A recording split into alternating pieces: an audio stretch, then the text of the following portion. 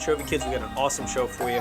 We're recapping week 6 of the NFL. We got some picks for you on week 7, and we were talking about the Lebron situation. So let's go. And welcome to Trophy Kids, presented by Bad News Media. It is October 16th, and I am officially the most cursed man in all of football. How are you doing today, sir? I'm doing well. Yeah, you are cursed. I am on not only the worst cold streak. I texted you last night. So we're going to start right off. Lions-Packers. I texted you. I forget exactly when, but the Lions were up pretty big at this point. And I said, you would text me like, oh, the Packers, I bet the Packers on the spread, not looking great. I was like, oh, don't worry. They're going to come back and probably win this fucking game. Now, they didn't cover the spread, which is unfortunate for you. Yes. But they did come back and win. And I knew it was coming. I live bet. So I won on the spread for the Lions. But then I live bet them off that first play of the game because I was like, you know what? I just have a feeling they're going to win this game. Nope. Not winning today. So not only did that not hit, but then the rest of the Bengals back covered against the Ravens, which we'll talk to you about in a moment on that. It has been an absolute disaster. Another disaster in the NFL this week, as in every week, the referees officially blow. They are some of the worst officiating I have seen since they had the replacement refs in, and that is saying something. Yeah. I don't know where we fall on this. We can get to the game itself, but I think the officiating might need to be first spoken on. This is a disaster. It is a disaster, and it's a constant disaster in this damn league. And I'm with you. Something needs to be done about it. My personal thing is, and I apologize to the older demographic that listens to us, if they're out there, but we need an age limit on these officials. Absolutely. Some of these men are far too old to be out on that field. Yes, and I know we have age discrimination laws, but you can find ways to work around that with the physical, because there's a physical component to being an official. You just need to make the fitness test harder. Like, that will knock a bunch of them off. Some of these dudes just need to go, period. They're not in the right position on the field half the time. Their eyes are not fast enough to react to what's going on. Yes. It is over. It is time to put in an unofficial age limit with the fitness test. Yes, an age limit with, an age limit. You know what I'm saying? Like, I'm with you. Yeah, these guys, I mean, they're running, they're exhausted, they're supposed to be running while watching the game and then throw a flag. They can't do it. I'm sorry. Some of them are they're out of their elements, and give them a nice severance, say, have a good one. I don't know. I mean, there's an issue.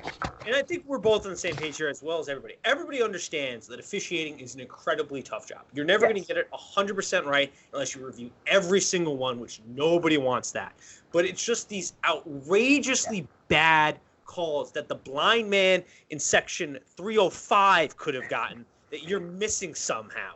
Like, it is ridiculous. The 2 hands to the face calls on Trevor Flowers last night, the one at the end of the game, I honestly don't know why the eyes in the booth aren't signaling down saying, no, you dumb shits. That was not it. Like, I am not for every single one, but these obviously bad calls that do change the direction of the game, don't let the coaches challenge it. I hate that nonsense. Like, they're even getting the PIs wrong that they evaluate.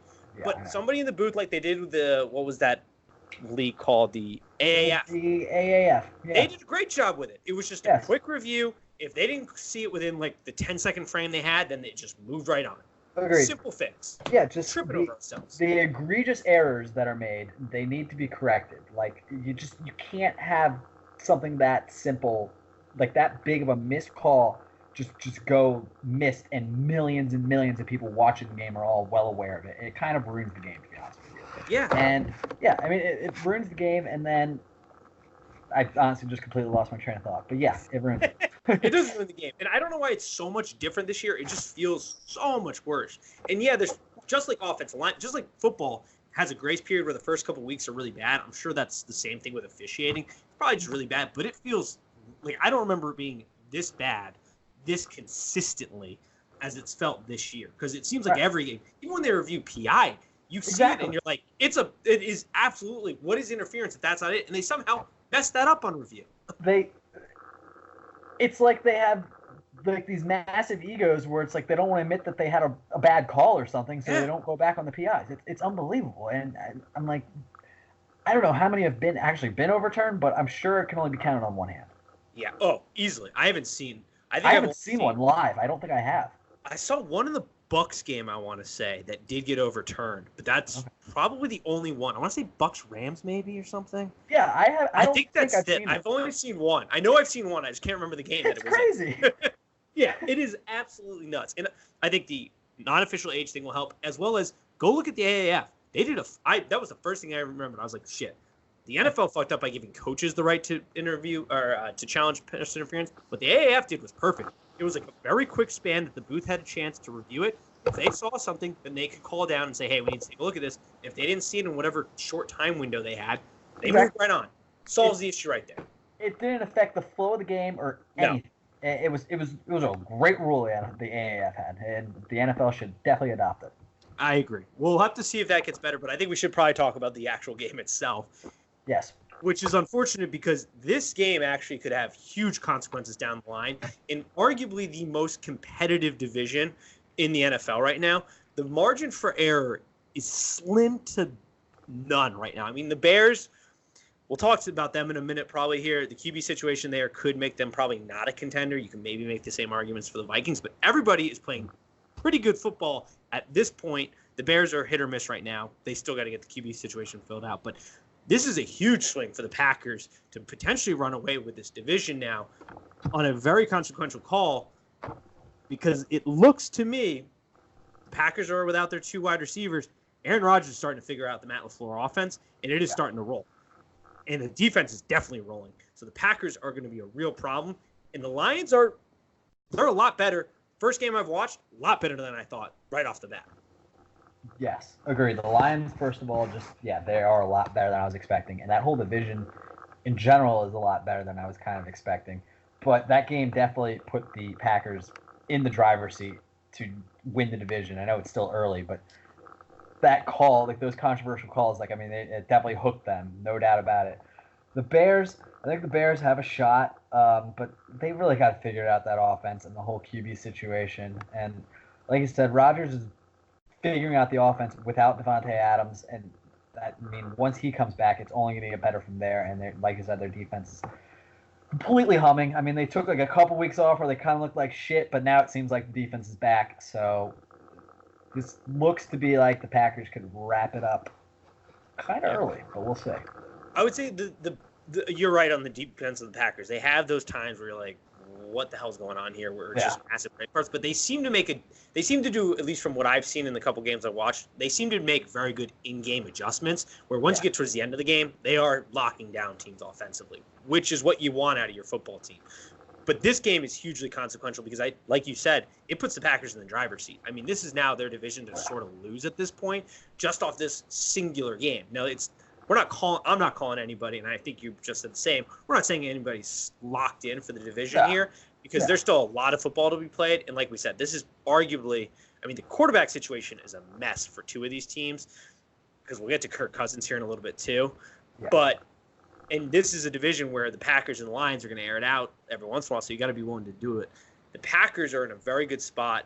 The one thing that you can say definitively is this division plays extremely good defense, which is going to be key as the season goes on. But the Packers are in their driving seat.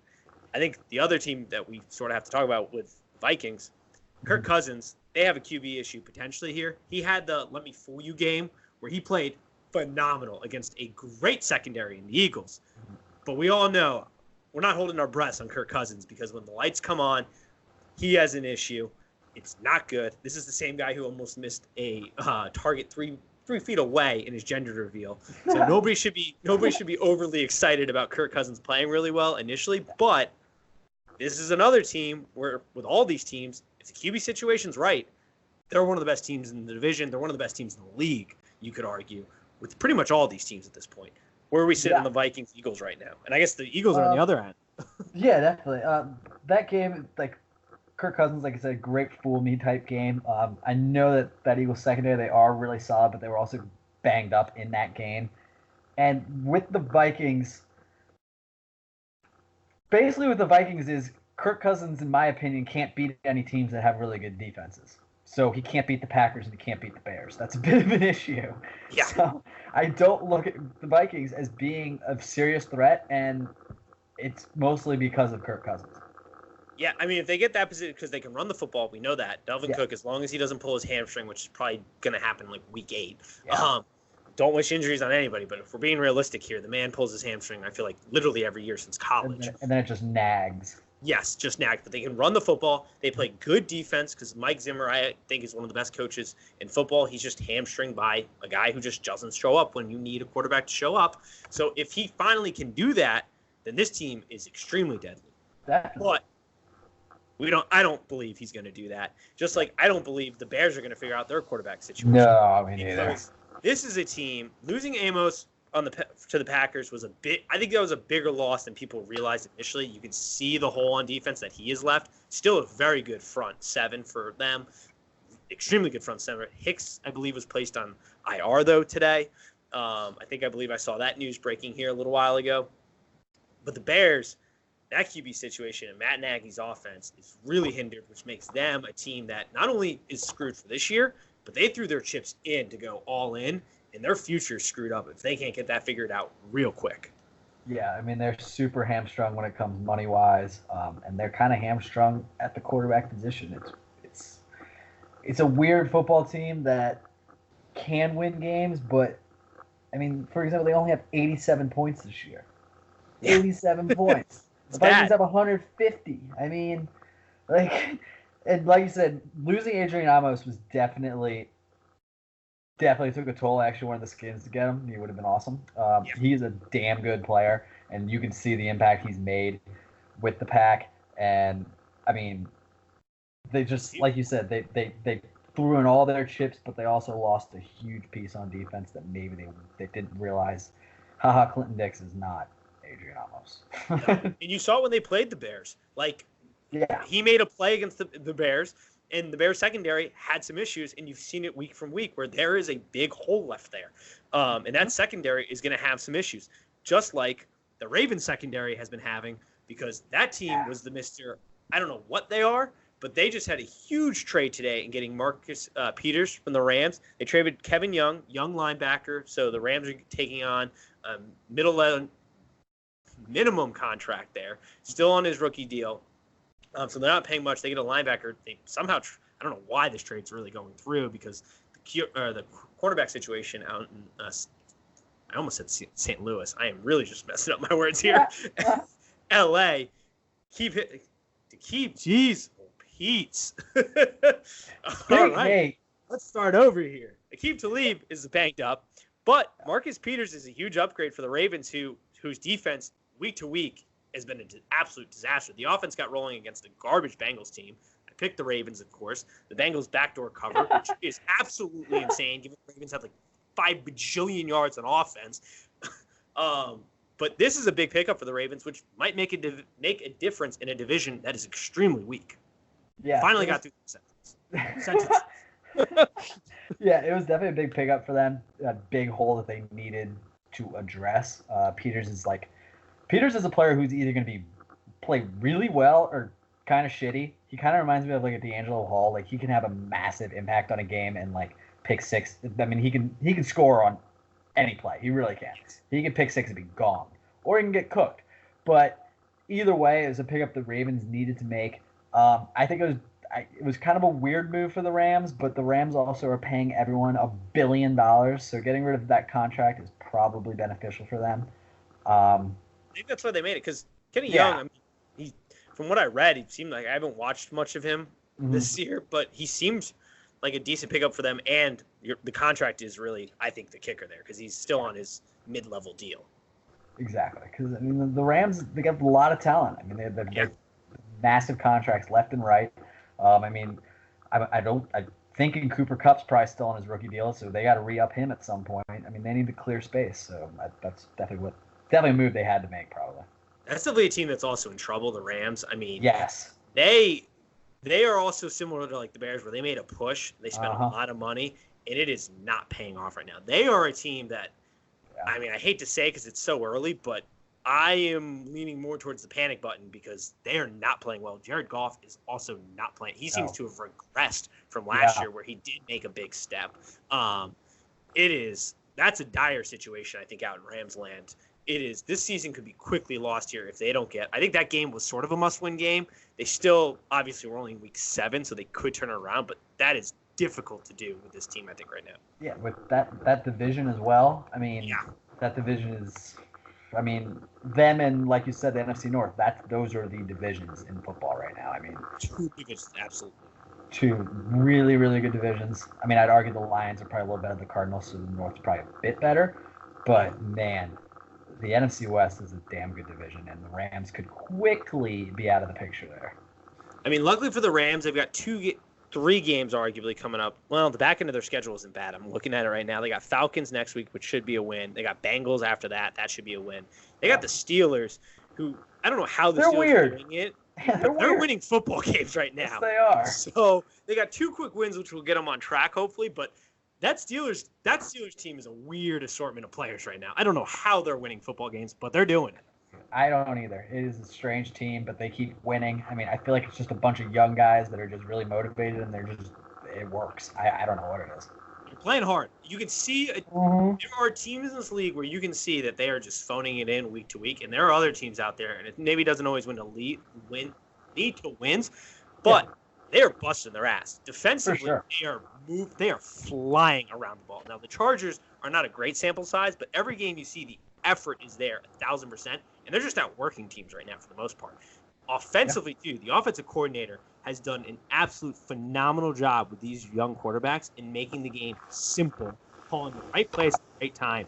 That is a real situation I think we need to start talking about. The offensive coordinator down in Steelers land is doing the best job I think I'm seeing currently in football, outside of like Kyle Shanahan, but kind of flying under the radar where he's simplified the offense and still winning games, still putting them in positions to plays. It's a great situation now. I agree. I mean, for how shitty it is. Yeah, for how shitty it is. I mean, they're just plugging in new quarterbacks left and right, and they're all performing. And I think a lot of that, and why they're playing so hard and shit, I honestly think Mike Tomlin's strength is being able to motivate and control personalities. I don't think like I've said it before, I don't think he's like an X's and O's type of football coach. I think he's just a damn good motivator. So I think they probably love playing for him. Yeah, it is. That is a good situation. A coach that they might have a problem playing for is Freddie Kitchens down in Cleveland land.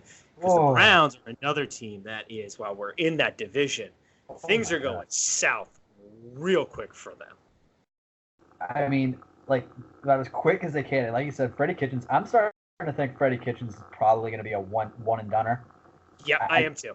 He just does not put them in good positions, like, ever. His brain turns to absolute mush on the goal line. Like, he goes full stupid all of a sudden. It is stupid. He also looks like a coach that's just, you can feel it, is way over his head.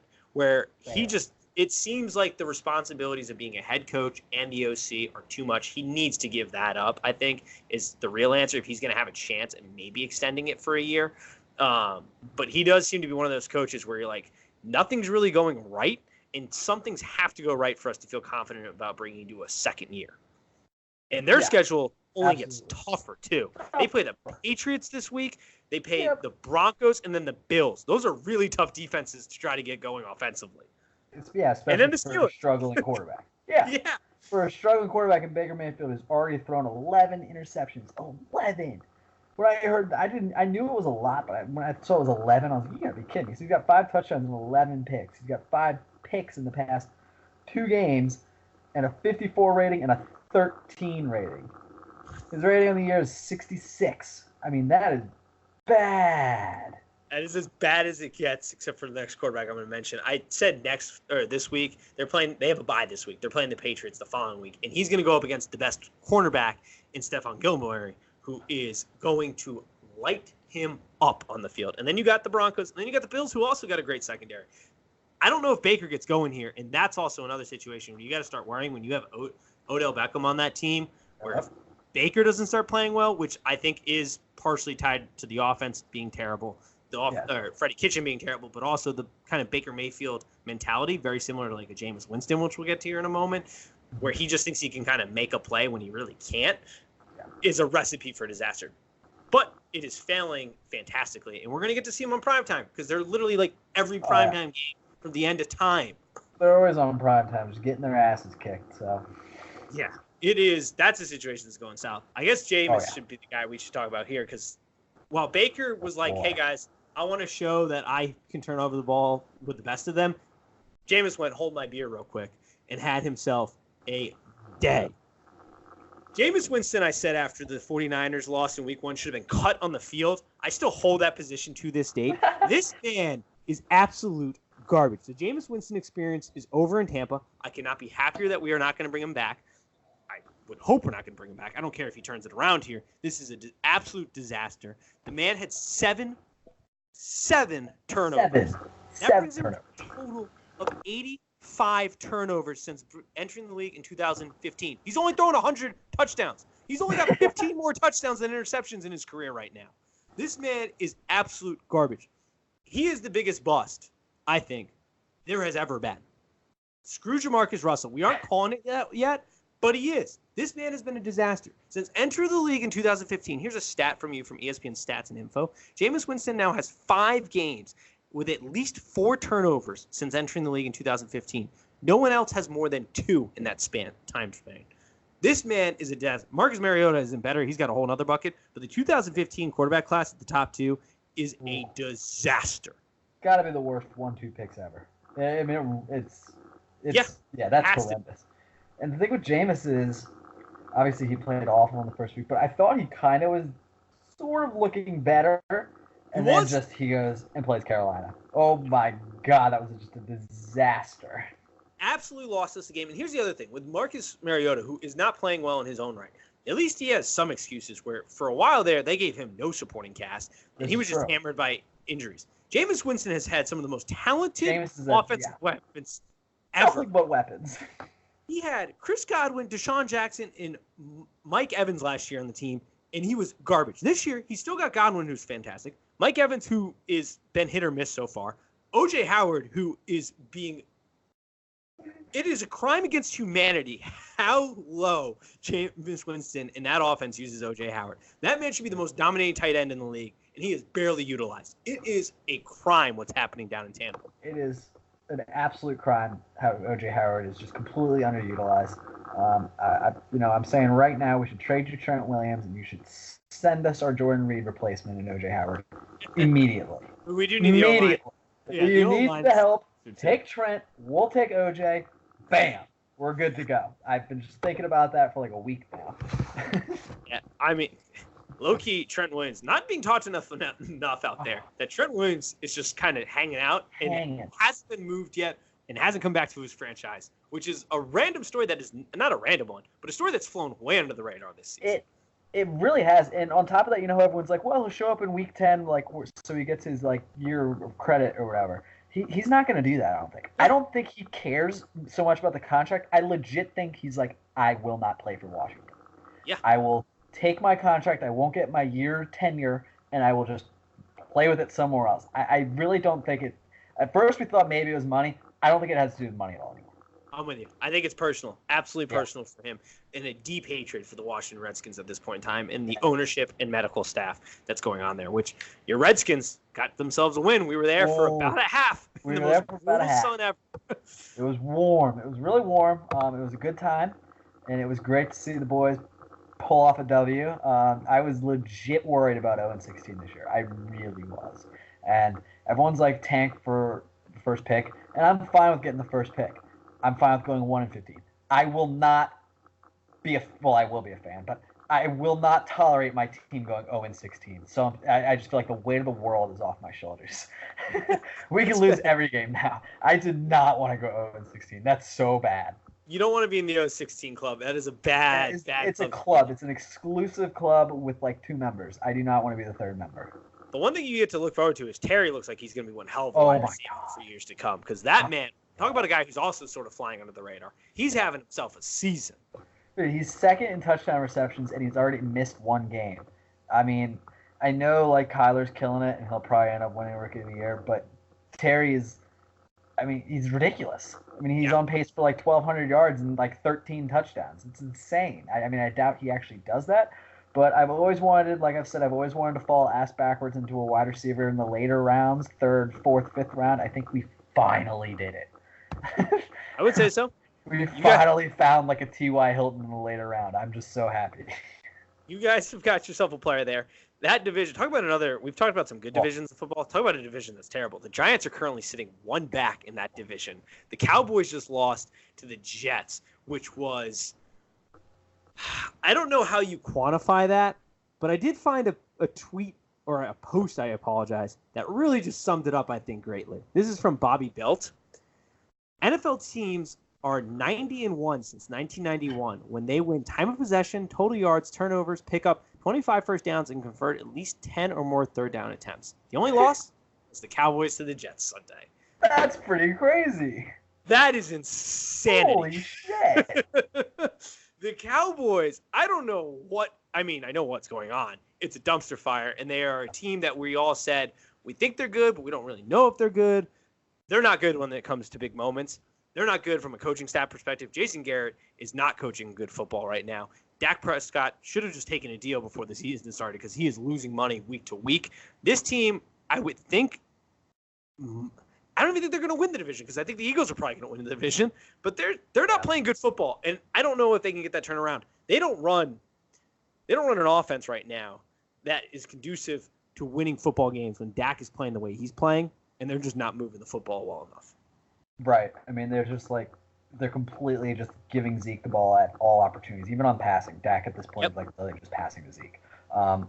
He started off so hot, Dak did, and like it looked like, wow, he's gonna get this big contract. But yeah, you're right. He has just been losing it, and I don't see him going back to just that man on fire Dak Prescott that we're not really used to seeing. I mean, he's a fine player, but he's not that player.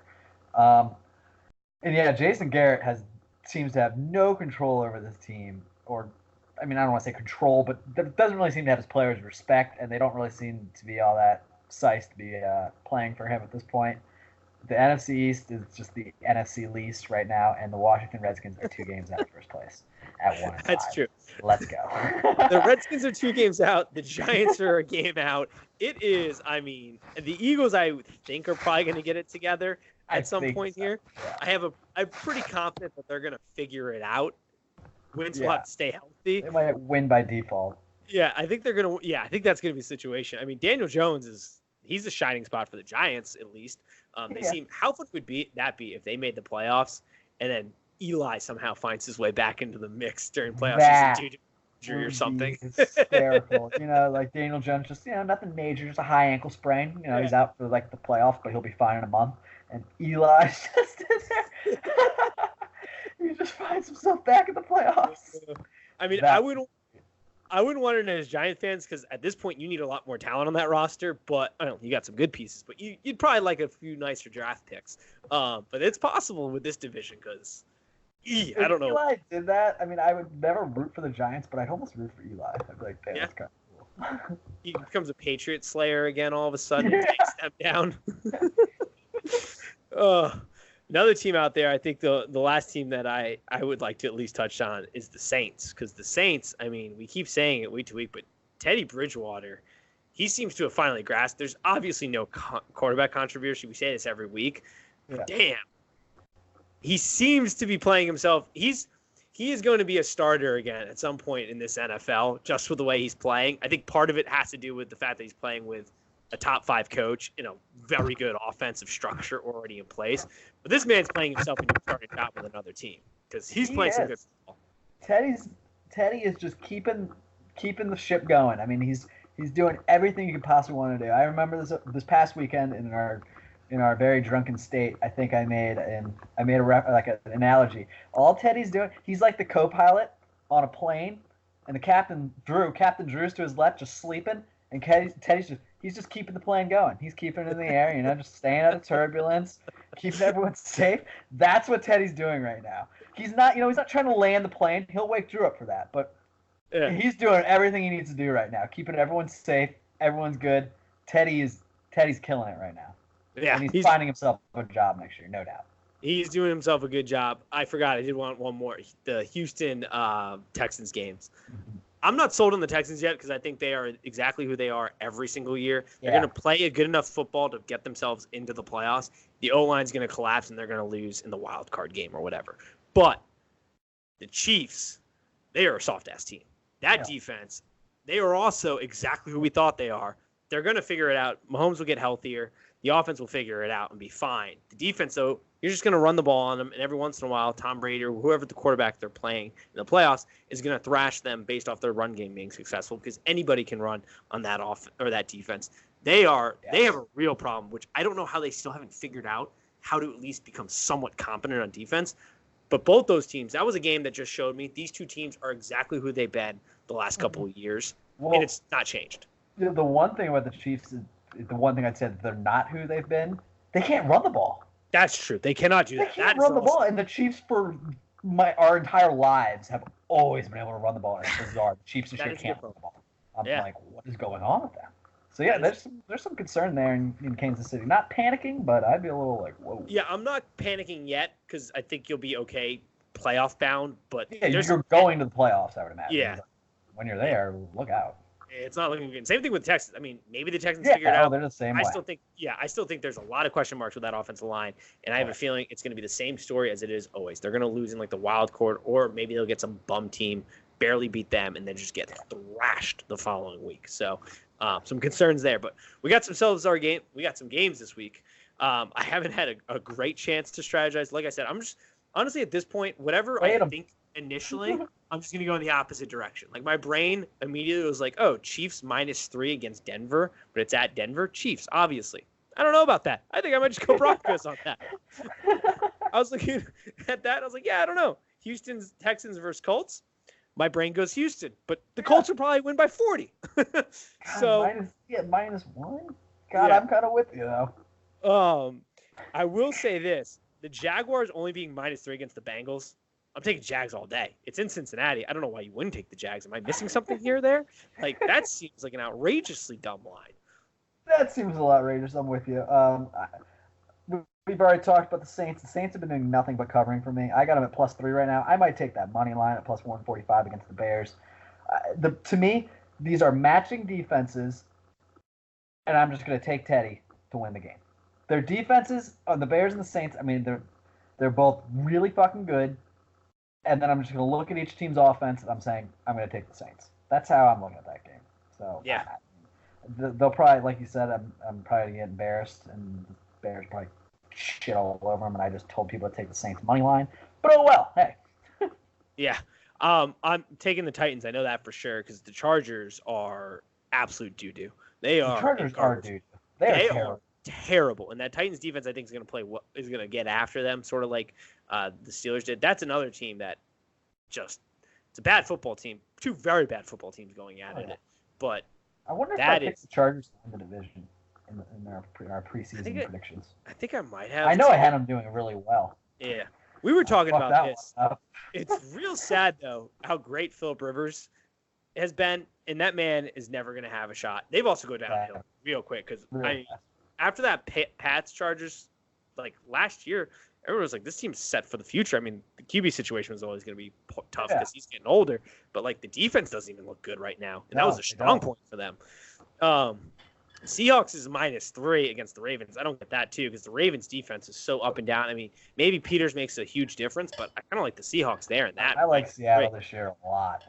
I respect them so much after the Rams game. That was big respect in my book. They are a very good football team. Fun to watch. Yes, very fun to watch.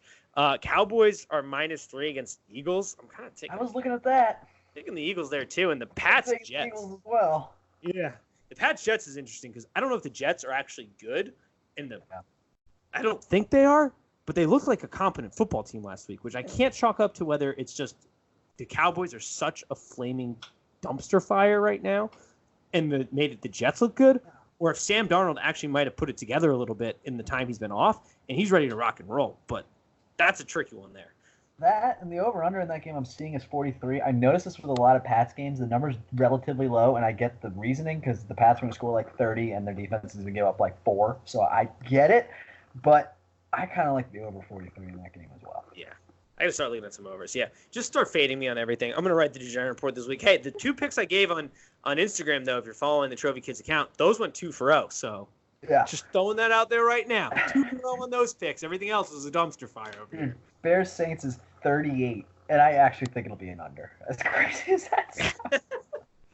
That's very realistic. It is 38. I mean, I think it's gonna be like 10 to 13, 10 to 15. Any other picks you're liking in there? I would strongly consider taking the 49ers against the Skins to cover 10.5 on us. I know it's that 1 o'clock West Coast game, or West Coast coming over to the East Coast type game, and they don't play as well usually, but I don't care. I know the Skins won, but we barely beat the shitty Dolphins. The 49ers are really good. I think they're going to eat us alive. So I'd consider taking them to cover that spread. Yeah, the 49ers are legit this year. They are a Super Bowl contender the way they're playing, because they are very good, which I was holding my breath on that one. I was like, yeah, it makes sense that they're good because the coaching is very good. Kyle Shanahan's a phenomenal coach. The talent's obviously there, but, man, they have really put it together. I think we said in our preseason, it really depends on if Jimmy can step up and they can stay healthy. I did not. You did not? No. I didn't like the 49ers. I didn't like them. You liked them, so you kind of called it. I did not like them. Yeah, I mean, it all relied on Jimmy G if he could play and they could stay healthy. But, yeah, they are a legit team this year. Yes, any final thoughts to wrap this one up? No, I really got nothing. I got one. It's the LeBron James situation. First of all, the NBA China situation. I feel like we have to bring it up because he just poured gasoline on this and made this thing a whole of a lot worse. This was the most NBA 2019 everything, where LeBron James essentially was like, Morey didn't think about the consequences of his decision and then immediately had to clarify his comments because he didn't think about the consequences of his decision. It's just been a big old flop. Yes. Two crazy things about this. First of all, I hated everything that LeBron James said. It pointed out that he is an absolute huge fraud. He first started off with telling Daryl Morey he wasn't educated on the situation at hand, and then just went on to spill absolute nonsense. He literally said this in clear conscience, and I'm pulling some quotes out from this. Yes, we do have freedom of speech, but at times there are ramifications for the negative that can happen when you're not thinking about others, when you only think about yourself. So many people could have been harmed, not only financially, but physically, emotionally, spiritually. So just be careful what we tweet and what we say and what we do. Even though, yes, we do have freedom of speech, it can be a lot of negative that comes with it. Bro, you were coming off as sounding like somebody who is supporting a communist country who commits human violations on an hourly basis. What are you talking about? People are literally being financially and physically hurt by China, and you're like, nah, bro, I just want that paycheck. So fuck Hong Kong and all they're fighting for human rights. Yeah. I'm a sellout. I'm a fraud. I do what's financially beneficial for me and myself and my family, which is cool. If that's what you're going to be, just say it. Don't act like you're some godly social justice warrior out here when you can't stand up for basic human rights in other countries. Exactly. Fraud. He could have stopped that. It affects people financially. That's where he could have just stopped. That's what you're upset about. Yeah, that's all he's upset about. Like, don't come out here with all this other stuff about emotionally and spiritually and physically. Like, no, it hurts the bottom line by coming out against something that is anti-NBA business, which the NBA, to their credit, has given players and coaches and GMs huge reins of what they can say and do, which I think is hugely popular and a big-time move by the NBA. I applaud that. I applaud Daryl Morey for speaking out. I just think it's absolutely outrageous that this guy who does, to his credit, speak out against social justice reform in this country, which is needed, and I agree with his points there, but then to not speak up for it abroad and to side with a communist country because of the economic benefits they bring to you, your family, and your league, and then to push behind closed doors a punishment of Daryl Morey, which is getting broken right now, is outrageous, LeBron. Agreed. Completely. All right. Well, that ends the show on a positive note. Remember to just feed me because I'm a cursed football player. Cursed football mind. This has just been a brain mush of an episode. But as always, peace. Later.